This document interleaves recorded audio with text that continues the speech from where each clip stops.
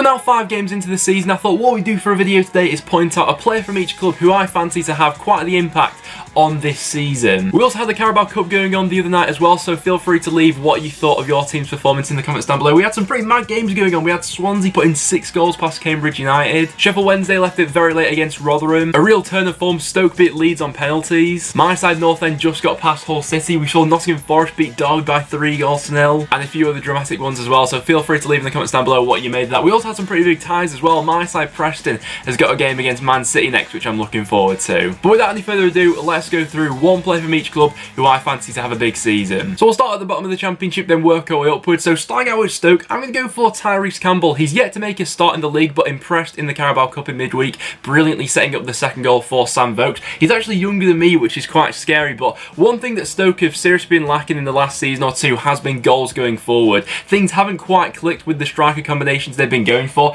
I think Campbell could be the guy going forward though. He's only 19, got pace going forward, impressed on a loan spell out to Shrewsbury last season. I hope he's given a chance this season because I really think he could impress. Huddersfield Town was a difficult one to come up with. I've gone for Alex Pritchard because I still feel like there is a player in there. So far this season he's not really particularly impressed. Under Jens Stewart he was playing a lot of his football out wide. I see him a bit out of position there. I think he's probably better in the number 10 role, but Huddersfield have lacked creativity so far this season, and whoever the new manager that does come into the club is, I think they need to get the best out of Alex Pritchard because I think he's their best chance at scoring more goals from open play and creating things. Wigan Athletic Josh Windass. Since Windass has been out of the side, he has been out injured in the past couple of weeks. Wigan have really struggled for creativity and scoring goals. I feel like Keith Moore's held the ball up well for them recently, but he's not really had anyone to flick the ball onto and to make runs past him. Josh Windass could be that player for Wigan this season. He was excellent on the opening day against Cardiff City, and if he does manage to get a bit of consistency into his game, I see no reason why he can't be a key player for Wigan this season if he does link up well with Keith Moore. For Barnsley, I'm going to go for Alex Mower, someone who I feel like belongs at this level and is good enough to make that step back up to the Championship. Last season in League One, he scored 8 goals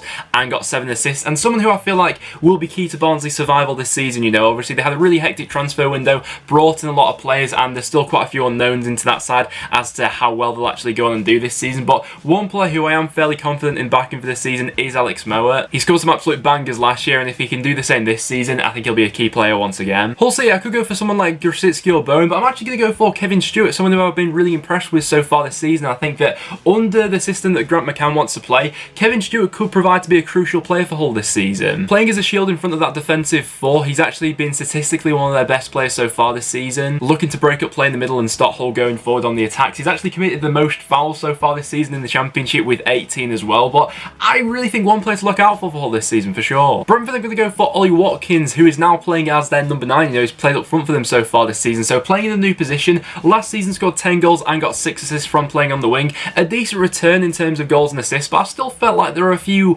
areas of inconsistency in his game, and I still feel like there's more to come from a player like Ollie Watkins. Whether number 9 is a natural position or not for him, we'll see over the course of this season. But with the way that Brentford like to play and how many chances they create, surely Ollie Watkins is going to be having a good goal scoring year if he's playing in that number 9 position. Luton Town, I'm going to go for Izzy Brown. Really impressed in his game last night in the Carabao Cup against Cardiff as Luton beat them by 3 goals still. I feel like he could really fit into that system. You know, they like to play with the diamond in midfield, and playing at the tip of that, Izzy Brown could be in for a big season. He's already had quite a few loan spells out to the Championship, which have had, you know, varying levels of success. Last season, out on loan at Leeds, he was injured for the majority of that time and didn't feature much for them. So if he can stay fit, Luton could have a really good player on their hands there for the season. With Middlesbrough, I'm going to go for Paddy McNair. He didn't have the greatest of debut seasons with them last time. They signed him for around about £5 million, and he only went on to make 7 starts last season. But so far this season, he's looked like a completely new player. He's been playing in midfield. He scored his first goal for them the other week as well, which was very well taken. And Jonathan Woodgate has already spoken about how he sees him scoring more goals going forward into the future. He's had 83% pass accuracy this far into the year, and Jonathan Woodgate seems to highly rate him, and I see him being a big player for them this season. Derby County, I'm going to go for Jack Marriott. It's no secret that I do really like this player. In my previous video when I was ranking Championship strikers, I spoke quite highly about him. Last season he only made 19 starts for Derby, but even in that time still went on to score 10 goals. If he manages to stay fit for a full season, I see no reason why he won't score a ton of goals for them. I think he can be lethal for them. He's not 100% fit so far this season, but even so, scored a fantastic goal against Bristol City already, and this could be the year where he takes his game to the next level. Birmingham, there are a few options to go for. I'm going to go with someone who I'm most excited to see over the course of a season. That's Dan Crowley. I'm not quite sure where his best position is yet. He's played as number 10 and on the left so far this season. Birmingham have had a bit of a dodgy start to the season, but they do have quite a few technically gifted midfielders in there, and if this new style of football that they are trying to develop does prove to be successful, I think that Crowley will be a crucial part to that. Cardiff City, I'm going to go for Josh Murphy, now being back in the Championship. Last time he was here, I was a massive fan of him from his time at Norwich City. Already so far this season, I think he has been one of Cardiff's more sharp players going forward. He's got 2 assists. He's looked good in both home games that Cardiff have had so far this season. I think he will prove to be one of their key outlets going forward this season. Blackburn Rovers, Greg Cunningham. I would go as far as saying that Greg Cunningham is one of the best fullbacks in the league. I think in terms of consistency, work rate and balance on that left-hand side, I think he gives you absolutely everything. It was a weakness that Blackburn had last season at the back. I think he'll vastly improve them in that area. QPR, I'm going to go for a bit of an obvious pick, but Erobert Eze, I think will be massive for them this season. Now, after the departure of Luke Freeman, he really is their main man going forward in midfield. He drives them forward. The game against Wigan, what a performance it was. Scored a goal, got the man of the match. The goal he scored against Stoke was absolutely brilliantly taken. Last season for QPR, he scored 4 goals and got 3 assists. This time round, he's already on 2 goals and 1 assist. I think he's going to absolutely smash that record. Reading, John Swift. John Swift is a really frustrating player for me. Over his past couple of seasons at Reading, I think there's been quite a bit of inconsistency about his performances, but he started this season unbelievably well, scoring 1 goal and picking up 4 assists. He's averaging 4 key passes per game, which is more than anyone else in the Championship. He's also created more chances than anyone else in the league this far. I think in his first season at Reading, when he scored 8 goals from midfield, that was really his best time at the club then. Since then, he fell off a little bit. This season, though, he's really looking back on form. I think he's set up to have his best season in quite a while now, actually. Millwall, Conor Mahoney, someone who I like the look of at Birmingham last season, just needs to add a bit of consistency to his game, but he started the season out really well at Millwall, and I think he'll go and fit in well there. You know, one position that Millwall were in need of strengthening was a couple more people in wide areas. You know, that was an area where they were maybe lacking a little bit of quality at times last season, but now with some of the new strikers they brought in, Mahoney is going to be looking to feed them throughout the season. He's already popped up with 2 assists, played very well on the opening day against Preston, putting in the man of the match performance, and I certainly think he's one worth keeping your eye on. Nottingham Forest, Jia Carvalho. He scored his first goal of the season in midweek against Derby County, albeit there wasn't, you know, much technique involved in the goal. It was just a clearance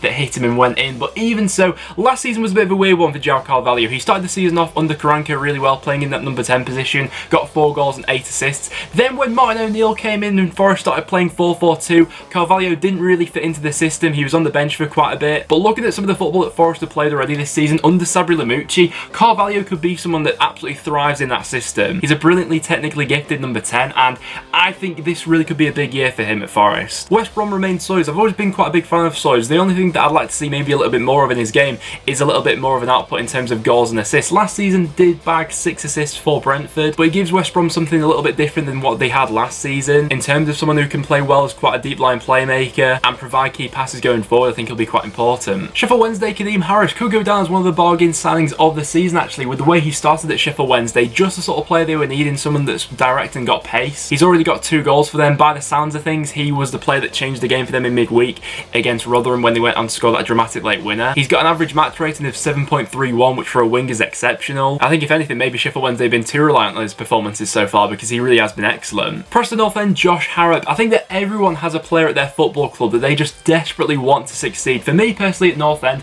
that player is Josh Harrop.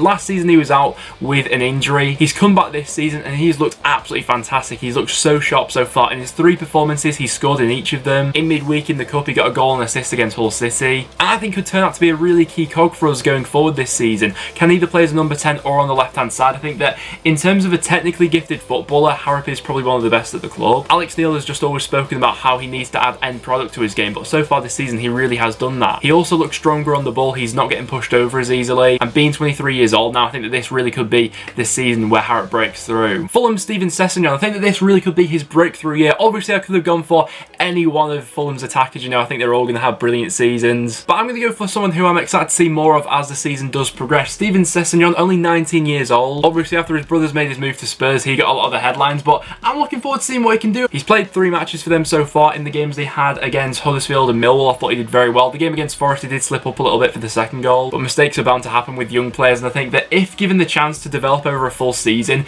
in the future I think he will develop into a really good player and someone who will eventually end up leaving for quite a high price tag. Bristol City, Benica Phobe. Bristol City were desperately in need of another striker in the transfer window. They left it very late to get one. When they initially got Benica Phobe on a season-long loan, I thought that might be a bit of a panic buy for them. You know, I wasn't particularly impressed by his time at Stoke. He only scored 8 goals there last season, had an average match rating of 6.46, but so far at Bristol City, he's looked absolutely excellent. In 4 appearances, he scored 3 goals, has an average match rating of 7.23, and he just seems to get Bristol City. He's just fit into the system effortlessly. If he can keep up that form, then he may be set up for one of his best seasons in the Championship so far. Charlton, Johnny Williams. I think that a lot of the plaudits for this season are going to go to the likes of Lyle Taylor and Conor Gallagher for Charlton, as those will be the players scoring the goals for them. But the player that really makes them tick, Johnny Williams, already got 4 assists so far this season. I think that if he manages to stay fit, I fancy him to have a really big season at Charlton. I think that if you watch the Sunderland documentary from their time when they were relegated, I think he came across as a really nice guy that just got really unlucky with injuries over his career. Hopefully for Charlton he'll be able to stay fit, because I think there's a quality player in there. You know, the assist he got the other week for Conor Gallagher's finish was absolutely brilliant. Swansea City, there's a lot of names that I could go for. I've spoken quite a lot on the channel about the likes of Borja Baston, Bertrand Selena and Matt Grimes. So the player I'm going to pick for Swansea City is going to be Andre Ayew. Now,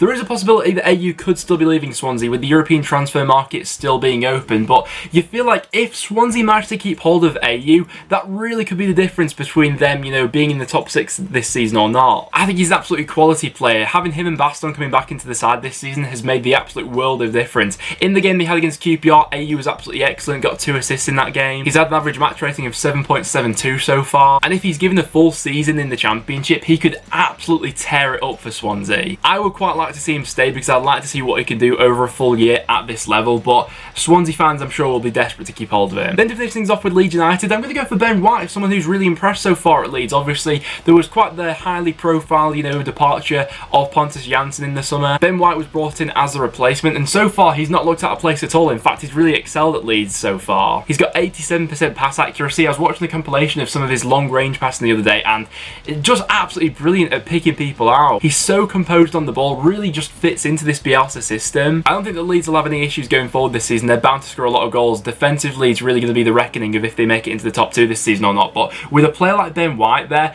he really could make the difference for them this season. But guys, there you have it. There is one player from every Championship club who I fancy to have a big season this time round. So do you agree with my selections? Let me know in the comments down below. If you think you're going to enjoy, make sure you leave a like and subscribe for some regular Championship content. But apart from that, thanks so much for watching, and I'll see you all in the next one.